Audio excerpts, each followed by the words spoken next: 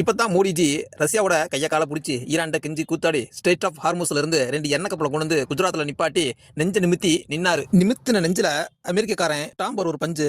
அது கேட்கும்போது எனக்கே வலிக்குது நெஞ்சு. மோடிஜி என்னத்தையாவது பண்ணி 2 கப்பலையும் நமக்காக தான் கொண்டு வந்தாருங்கிறது பெருமையான விஷயம்தான்.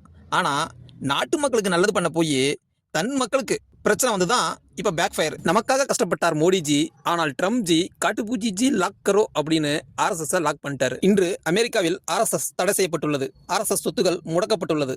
RSS நிர்வாகிகள் தீவிரமாக கண்காணிக்கப்பட்டு கொண்டுள்ளனர்.